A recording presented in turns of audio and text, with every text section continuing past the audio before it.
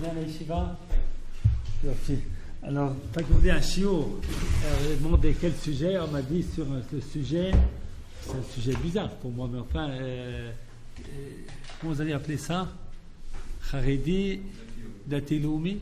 C'est l'idée de qui ce chiot pour ce... Alors. Bon, alors on va parler de ça.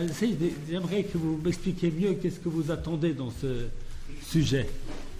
Oui. Qu'est-ce qui vous interpelle? J'avais choisi ça. Dites-moi. Déjà la différence entre les deux mouvements. Oui. Et pourquoi choisir l'un plutôt que l'autre? Voilà. Alors il y a deux questions. Première question est la différence entre les deux mouvements.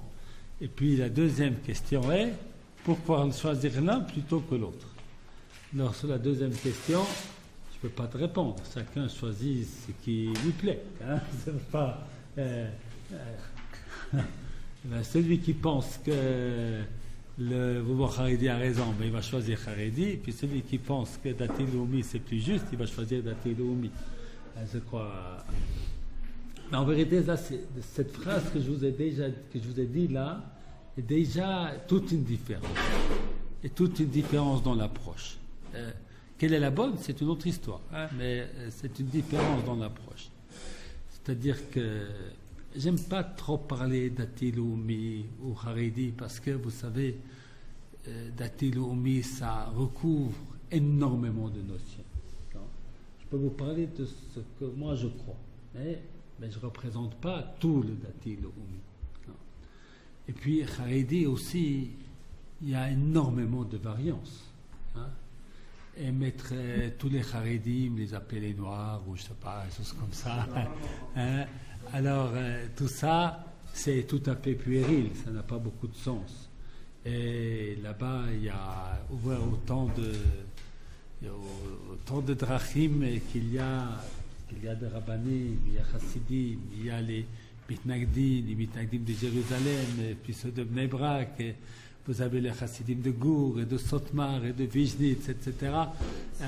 C'est pas tous la même chose, ou Bavitch, etc. C'est pas tous la même chose. Non. Mais je vais quand même vous expliquer les grands traits, les points essentiels, et peut-être même sans prendre parti, expliquer, essayer de comprendre. Qu'est-ce qui pousse des gens qui sont des gens très intelligents, des gens qui sont des très grands rabbanim, d'avoir suivi une voie qui est différente de la mienne, mais nous avons un point commun. Le point commun, c'est que eux et nous basons sur la Torah. Donc il y a un point tout à fait essentiel, que tout le judaïsme religieux se reconnaît. HaKadosh Baruch Hu a créé le monde, et puis il a donné la Torah au peuple d'Israël. Et le peuple d'Israël doit vivre selon la Torah. Ça, c'est quelque chose qui nous relie tous. À dire que moi, je peux aller dans n'importe quelle synagogue du monde, hein, que ce soit Chassidi, Mitnagdi, Ashkenazi, Datilai, Dati Caché, n'importe quoi. Hein, je peux prier là-bas. Je comprendrai la tfila. C'est la même tfila, c'est la même synagogue, c'est les mêmes prières. Peut-être un peu de différence. Il y a des gens qui seront habillés avec des jeans délavés et puis d'autres avec des grands chapeaux. C'est vrai. Hein? Il y en aura qui auront des petites manches et puis d'autres qui en ne verraient pas un centimètre carré de leur corps. Il y a les uns et les autres. Il y aura de tout. Mais finalement, si on ôte ce qui est extérieur, on verra que tout le monde prie le même Hashem Yitbarach et la même Kriyat Torah, etc. Donc en vérité, c'est important de savoir d'abord qu'un Meshutaf, ce qui est commun, est beaucoup plus important de ce qui sépare. Okay? Et qu'on n'est pas deux peuples, on n'est pas trois, hein, parce que vous avez. Alors, les divergences, elles prennent force aussi parce qu'on vit dans des systèmes politiques, il y a des partis. Et par conséquent, quelqu'un appartient à un parti, doit lutter contre le parti de l'autre. Il faut dire des méchantes choses, parce qu'autrement, on ne sait pas très bien pourquoi tu dois être différent. Tout ça, ça amène des espèces de vagues. Mais il faut regarder les choses à l'intérieur.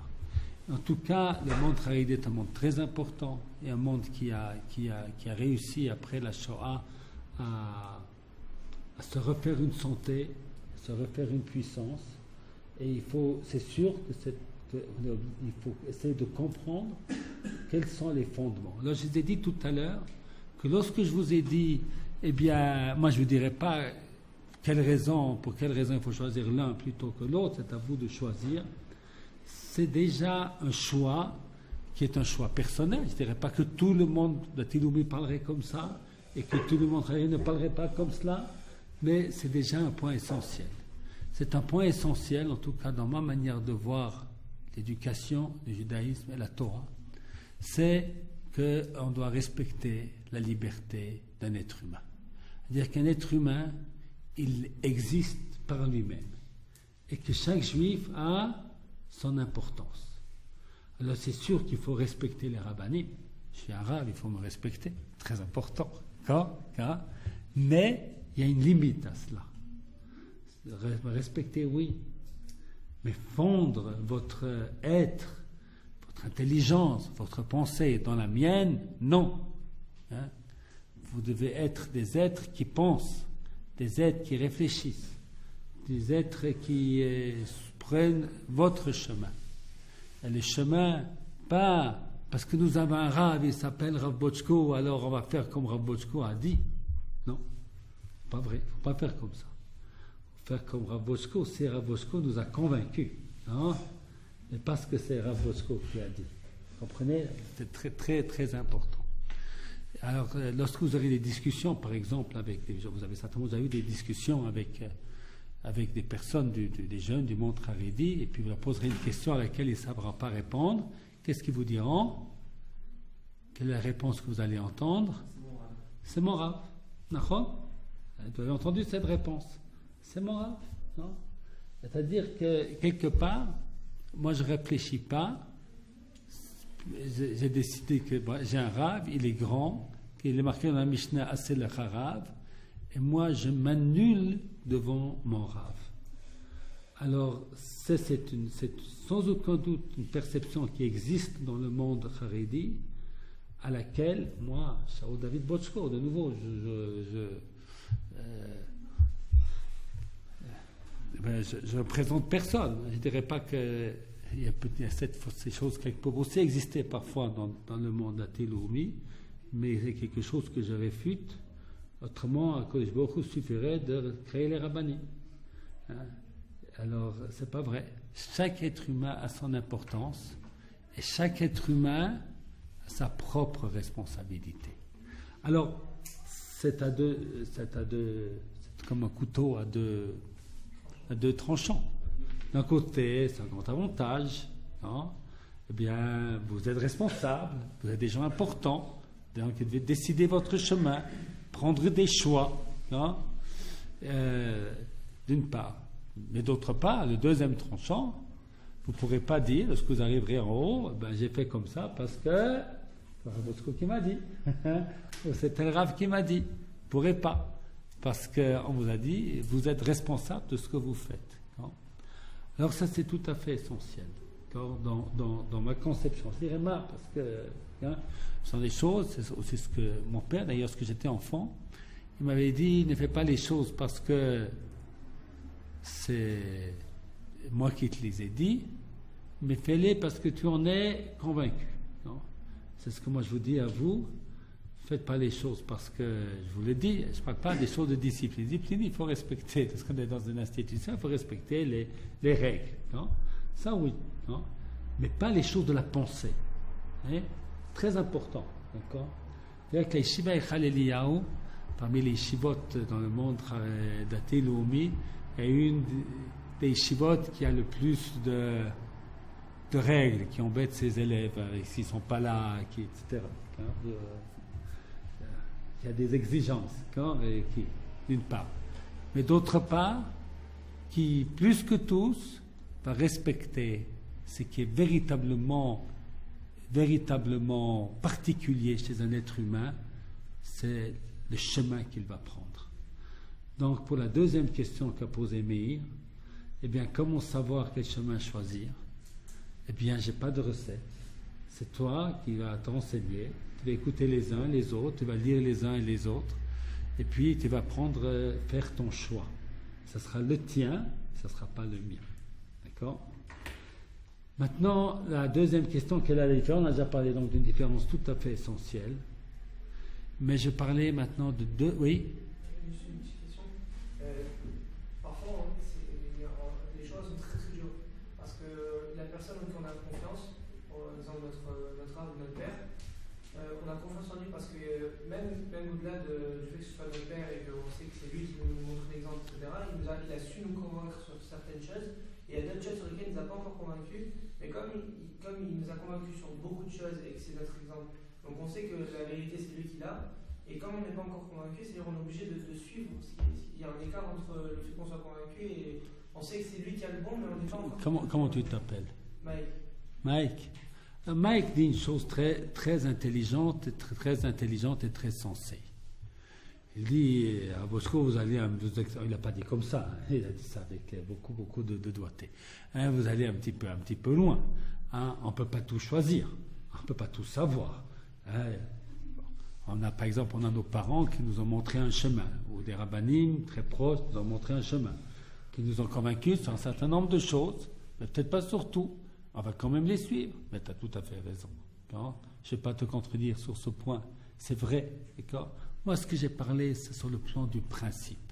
C'est le plan du principe qu'il ne faut pas qu'un être possède nos autres personnes. Vous comprenez?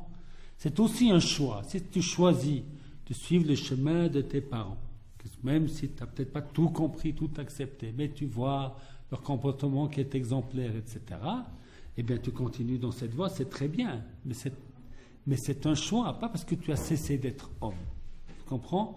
Moi, je parle de cette idée que l'on enseigne dans certains endroits.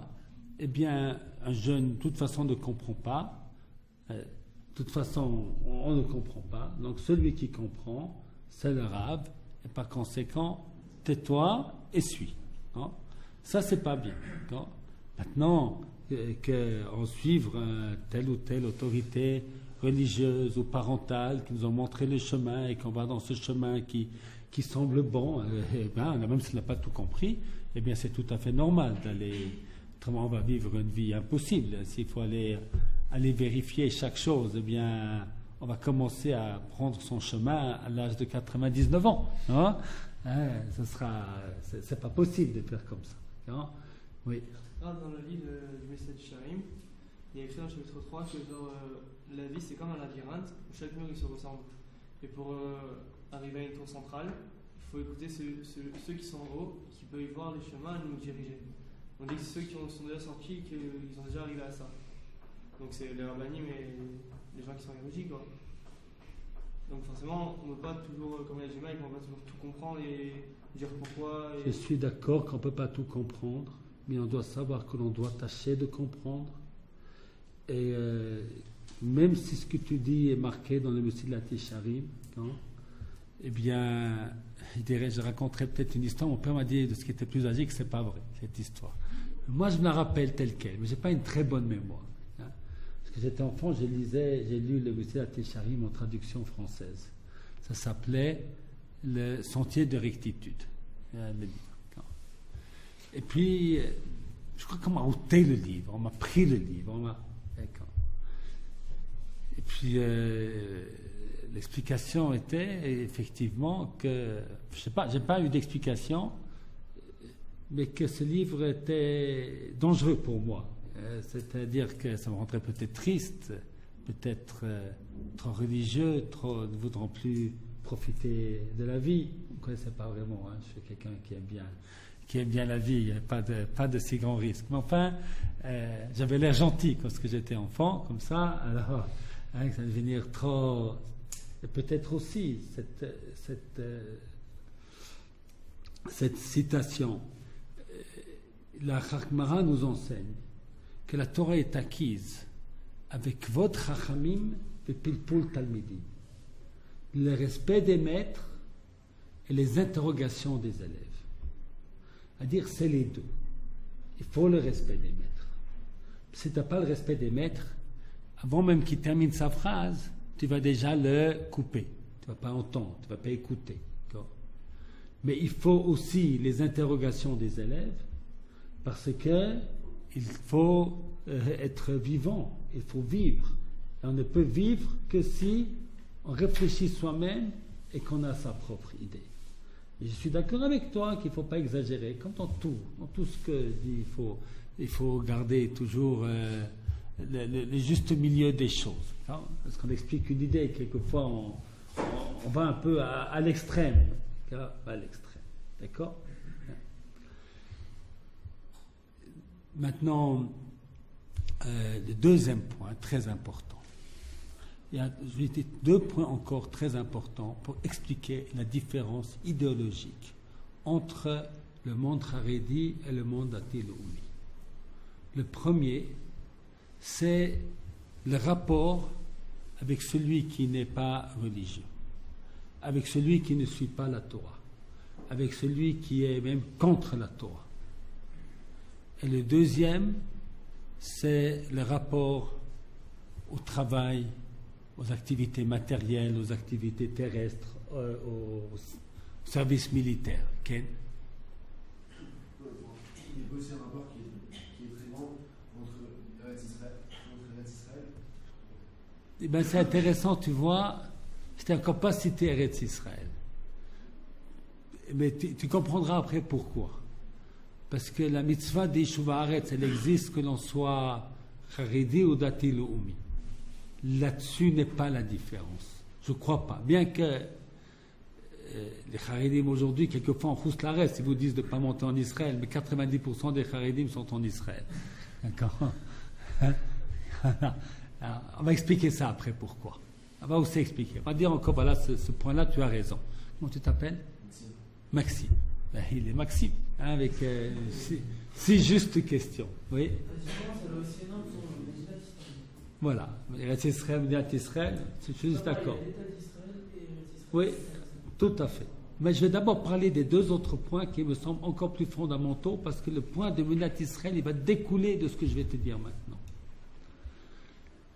Le Mishnah Brura, dans le Siman Aleph, il nous rapporte une loi du Shulchan Aruch. Dans le Shulchan Aruch, c'est marqué qu'il ne faut pas se gêner lorsqu'on veut faire une mitzvah. Il ne faut pas avoir peur des gens qui peuvent se moquer de nous. Comme au début du Shulchan Aruch. Le Beit Yosef là-bas, il a dit, mais malgré tout, il faut faire ce que l'on fait sans arrogance, hein, en restant pudique, en restant humble. Ne pas se mettre à crier, hurler. Pourquoi? Parce que comme on sera à hurler sur les impies, finalement, on va hurler sur sa femme. C'est-à-dire, on va faire naître en nous une qualité qui est mauvaise. Explique le Mishnah Brura. Tout cela, c'est lorsqu'on parle de quelqu'un qui a fait une faute ici ou là. Mais quelqu'un qui est un véritable impie, eh bien, on va appliquer le verset qui nous dit « Je vais les haïr d'une haine complète. Hein? En aucun cas, je vais me rapprocher d'eux. » Donc, d'abord, je vous dis que c'est marqué dans le Mishnah Brura. Et ce Mishnah Brura, il a rapporté un texte de la Gemara, hein, pour vous expliquer la source. Ce n'est pas une invention. Ce n'est pas une invention. Hein. Et cette idée est qu'il faut tout faire pour se séparer de ceux qui sont impies. D'une part, parce qu'il faut faire la guerre contre les impies. Ils sont à l'origine de tous les malheurs d'Israël. Et puis, deuxièmement, il faut surtout ne pas se faire influencer par eux. Et ne pas se faire influencer par eux. C'est ainsi que l'Arabe Wasserman, Al-Khanan Bunam Wasserman, lorsqu'on a posé la question, est-ce que l'on pouvait faire, c'était avant la Seconde Guerre mondiale, est-ce qu'on pourrait mettre ensemble la rabbanout, il y avait une rabbanout qui s'est écrite en Israël, à la tête de laquelle se trouvait le Rav Kook, et puis les Baté Dinim, Haredim, est-ce qu'on peut les mettre ensemble? Alors il lui écrit avec celui qui a posé la question, mais comment tu peux oser poser une question pareille? La question elle ne se pose pas. Voici que le Rav Kook, il a écrit des lettres comme quoi il faut donner de l'argent au KKL, au Keren Kayemet l'Israël. Keren Kayemet l'Israël, eh bien, ils font des choses terribles. Il y a des jeunes qui arrivent en Israël, on donne une éducation qui n'est pas dans l'éducation de la Torah. Ce sont donc des impies. Eh bien, tout celui qui aide les impies est un impie lui-même. Donc, à aucun cas, on ne pourra se mettre ensemble avec la Rabbanout. Alors, ce texte-là exprime avec force. D'abord, c'est un grand, c'est un tzaddik, il est mort en déportation. C'était ces livres sur la Gemara sont étudiés encore aujourd'hui, et aussi à la Yeshiva Echal Eliyahu. C'était un grand personnage. Et vous voyez dans ce texte-là la cassure immense qu'il va y avoir entre lui et le Rav Kook. Car le Rav Kook, lui, a eu une vision qui est complètement différente d'Am Israël. Et c'est pas facile. Parce qu'a priori, celui qui a raison, c'est le Rav Elchanan Boudin Wasserman. Alors c'est comme ça que c'est marqué dans le Mishnah Brura. C'est marqué qu'il ne faut pas s'associer avec les Rechaïm. Il faut se séparer des Rechaïm. Il faut haïr les Rechaïm. Alors comment dirait-on, collaborer avec eux? Non? Alors cette compréhension-là est une clé d'énormément de choses.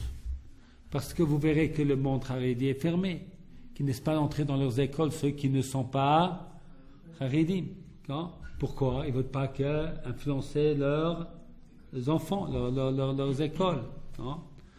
Qu'on parle avec beaucoup de violence envers ceux qui ne sont pas dans leur voie. C'est-à-dire, le discours est un discours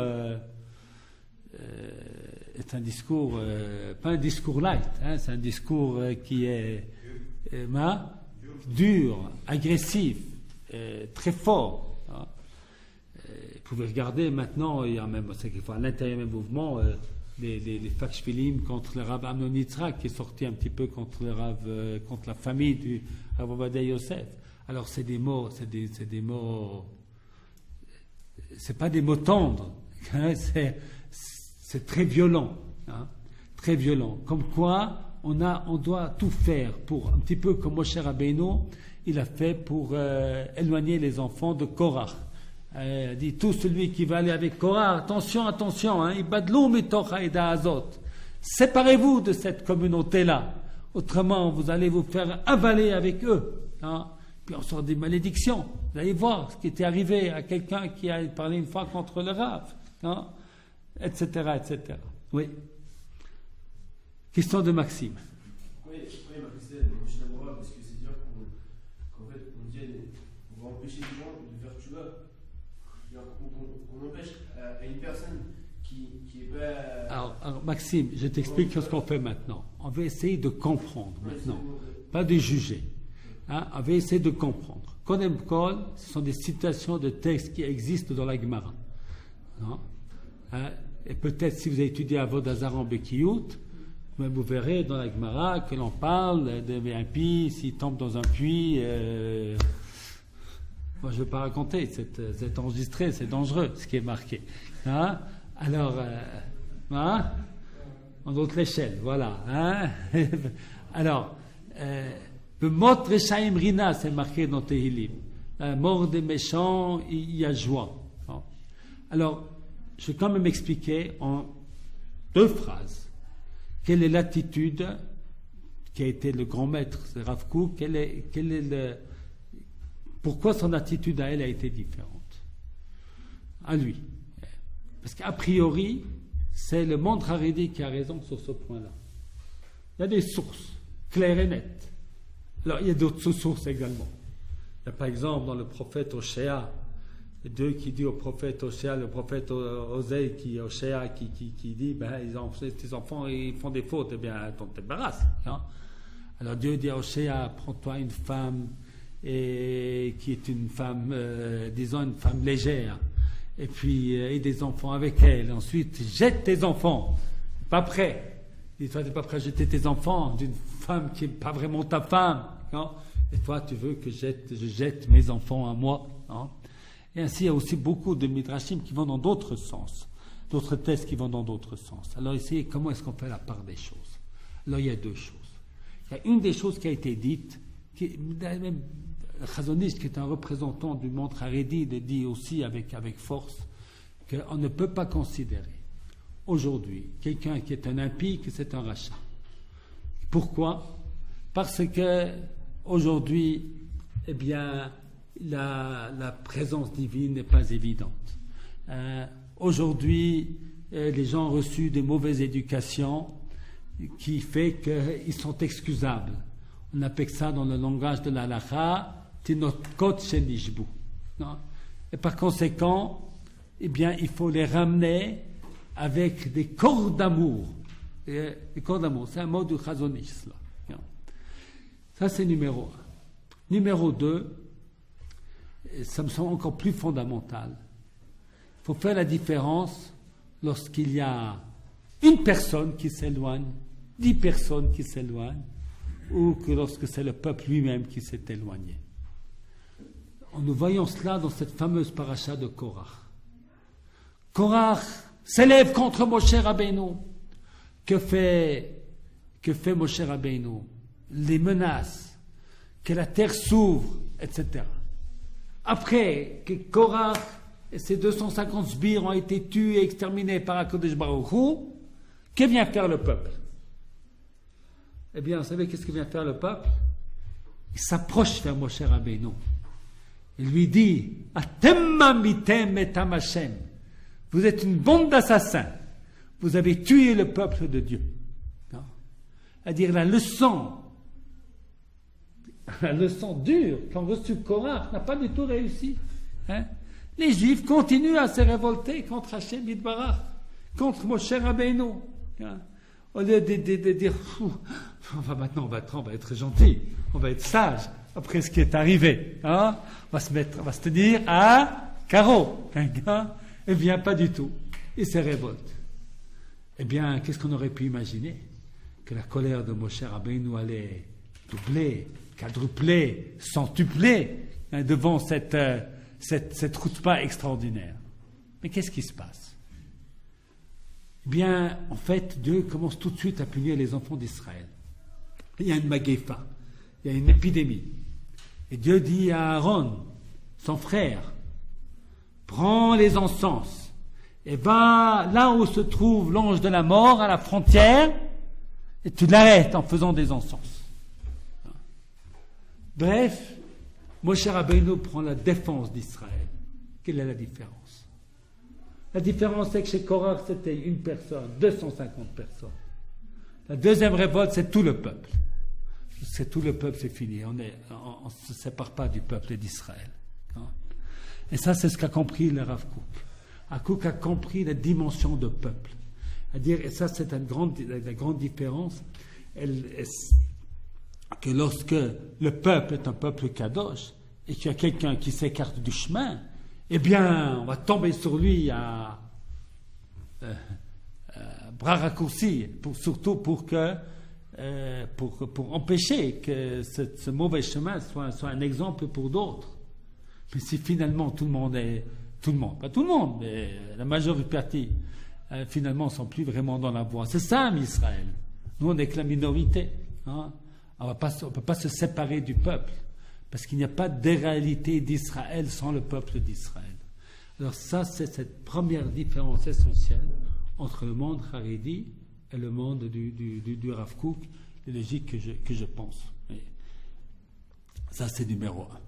Première différence. Je vous avais dit 2. Après, lui m'a dit qu'il faut même 3.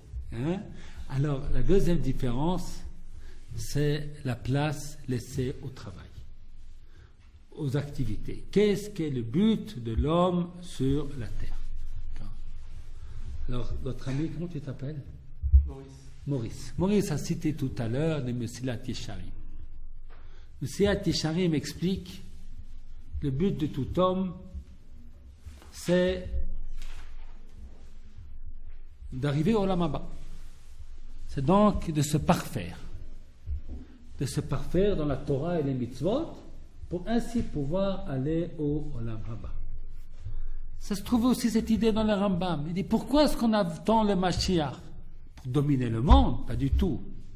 C'est pour qu'on puisse être tranquille et qu'on puisse se trouver dans nos yeshivot, se trouver à Kochav Yaakov et Chal Eliyahu, étudier la Torah sans être dérangé. Voilà. C'est pour ça qu'on attend le Mashiach. C'est-à-dire que quel est le but de tout? Le but du juif? Le but du juif, c'est d'étudier la Torah et pouvoir arriver au Olam Haba. On prie. C'est beau. C'est un très beau but dans la vie. Mais il y a dans le judaïsme d'autres manières de comprendre le but. Et puis là, on va trouver la différence. Eretz Israël, va offrir beaucoup de différences qui vont déduire de cela. C'est qu'en vérité, le but, c'est un peu comme ce que dit Rabbi Yehuda Halevi. C'est comme nous disons dans nos prières, Aleinu les Shabéach, nous disons que notre but à nous, c'est de faire quoi? C'est de faire reconnaître Dieu par le monde tout entier. C'est-à-dire, est-ce que le but c'est que je m'enferme à la yeshiva, j'étudie la Torah, je m'approche d'Hashem Yitbarach, ou que je fais entrer Dieu dans toutes les composantes de la vie? Alors, est-ce que mon but c'est de me séparer de la vie, ou est-ce que mon but c'est d'éclairer la vie avec la Torah? Vous comprenez la différence? Non? Alors, pour quelqu'un qui est vraiment des vrais charédim, disons très sérieux, tout moment où on n'étudie pas la Torah, c'est une espèce de perte de temps. Alors, il y en a certains qui c'est bien de travailler, pas bien de travailler, mais c'est toujours, ça sera, même si le reste de travail, c'est une espèce de concession aux nécessités de la vie.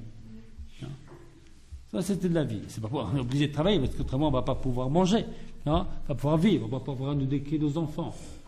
Mais en soi, ça n'a pas véritablement de valeur. Vous avez des Talmud Torah en Israël où on n'accepte pas dans le Talmud Torah des enfants dont les parents travaillent, même s'ils sont Haredi. C'est la grande marloquette qui existe aujourd'hui au sein du mouvement Haredi entre la composante de Bnei Brak avec la Rav Steinman et la composante jérusalémite. Rav Steinman dit qu'il faut accepter tous les enfants. C'est son Haredi, bien entendu.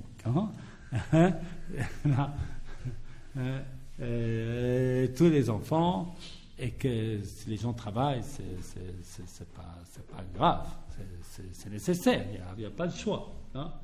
Steinman était élève à Montreux un jour dans sa vie, ça peut être une influence.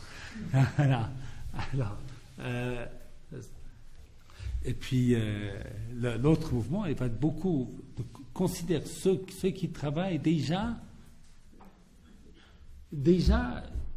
niveau moindre, un niveau second.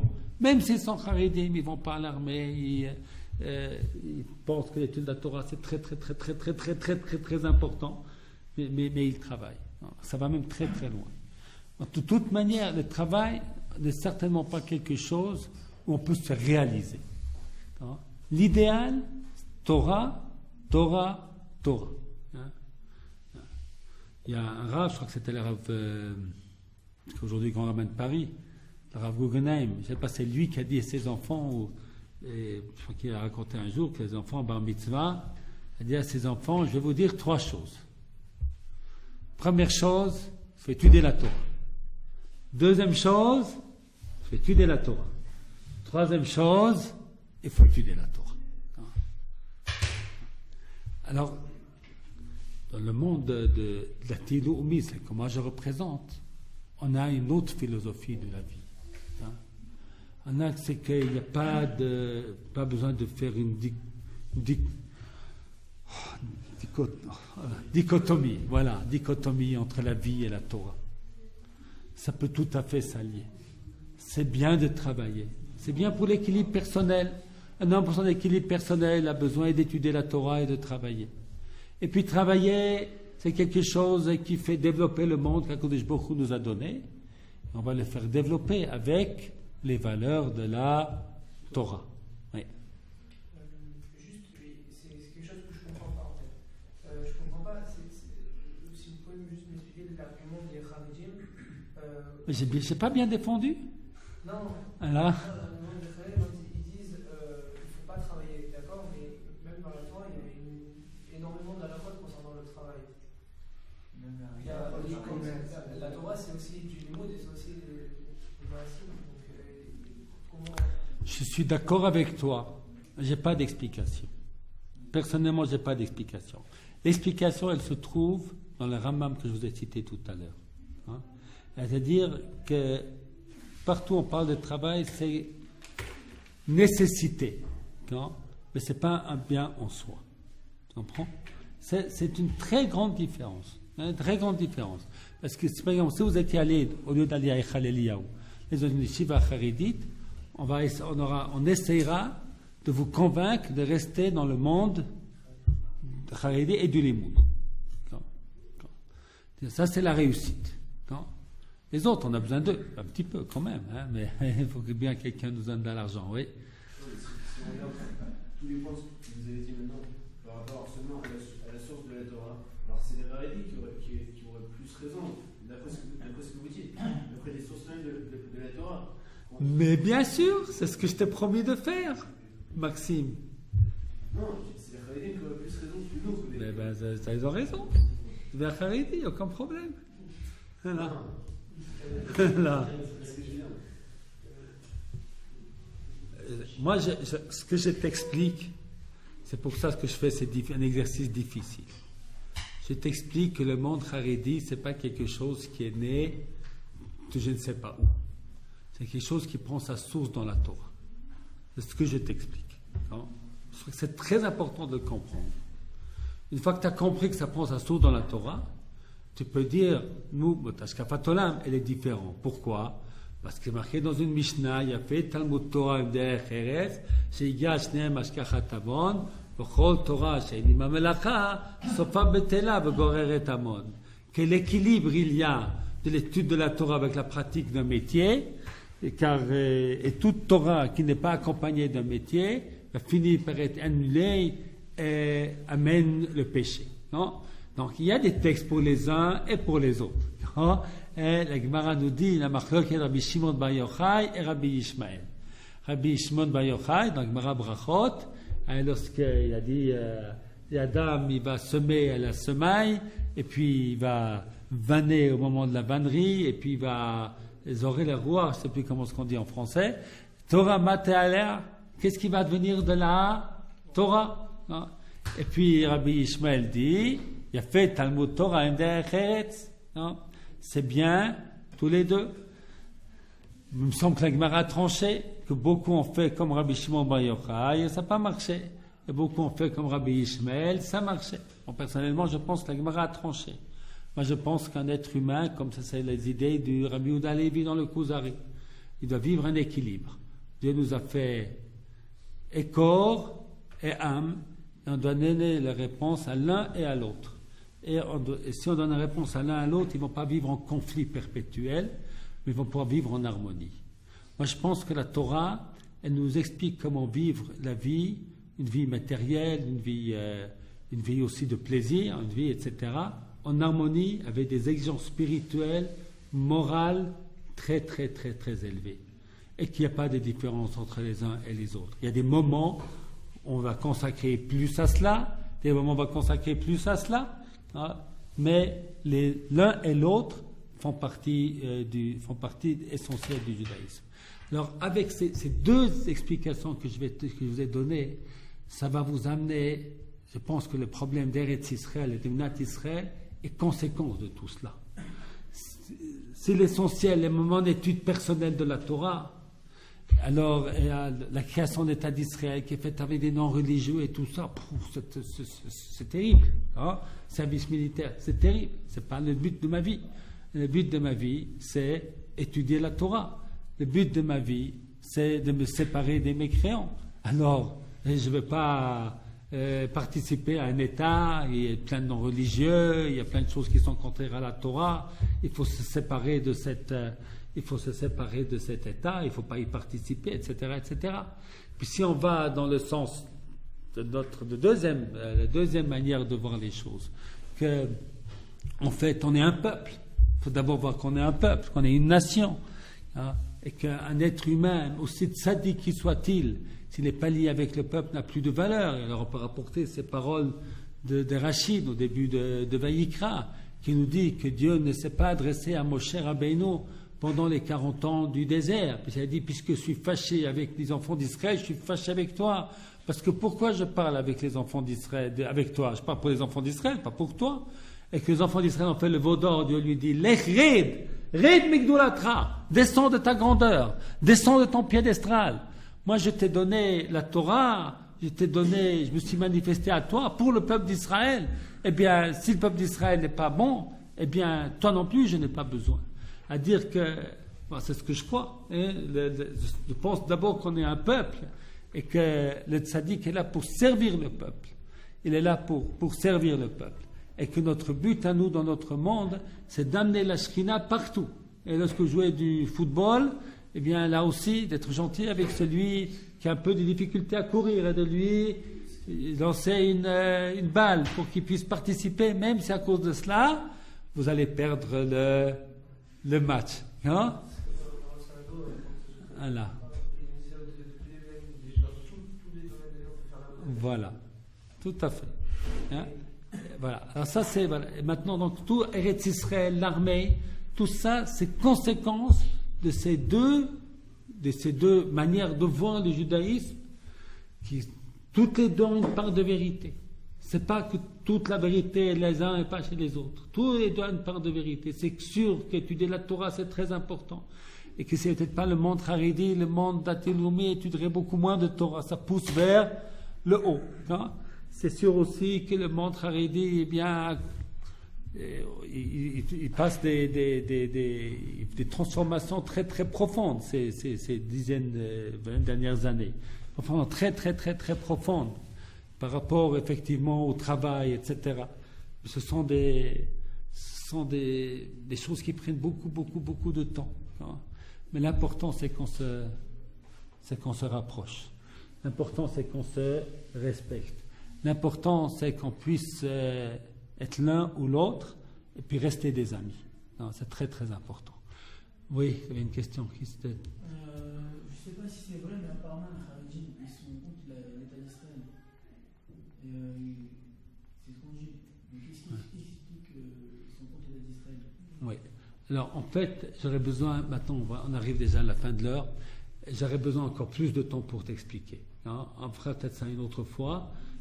L'attitude envers l'État d'Israël, envers le service militaire, les deux grandes attitudes, l'attitude charédite et l'attitude sionidati. Une fois que vous avez compris ce que je vous ai enseigné aujourd'hui, ça sera plus facile de pouvoir comprendre, de pouvoir entrer dans le sujet que tu as soulevé maintenant. Voilà pour aujourd'hui.